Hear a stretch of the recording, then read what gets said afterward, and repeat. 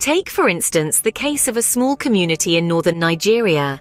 Here, religious leaders propagated the belief that wealth is a sign of divine favor and poverty, a punishment for sin.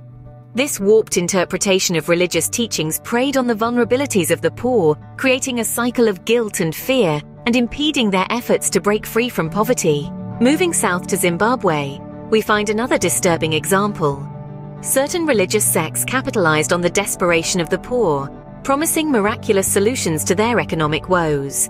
By paying hefty tithes, the impoverished were led to believe that they would receive divine intervention, leading to a better life. Regrettably, the only ones who benefited were the religious leaders living in opulence. In the heart of Kenya, a similar narrative unfolds. In the slums of Nairobi, some religious groups, instead of offering practical help, propagated the idea of prosperity gospel. This concept implies that faith, positive speech, and donations to religious causes will increase one's material wealth.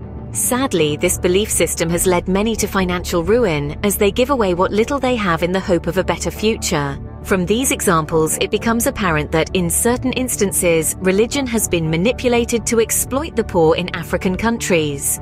It's a harsh reality that continues to aggravate poverty and inequality, but it's crucial to remember that these instances of manipulation do not represent the entirety of religious practice in Africa.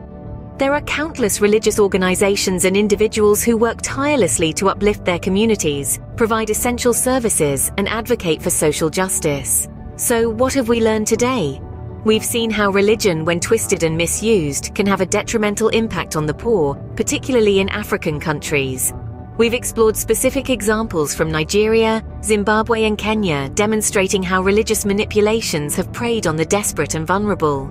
Yet, we've also acknowledged that there are many within these religious communities who strive for positive change. In the end, it's not religion itself that's the problem.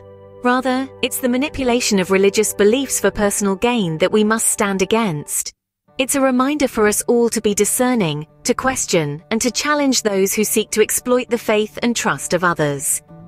Thank you for taking the time to explore this complex issue with us today.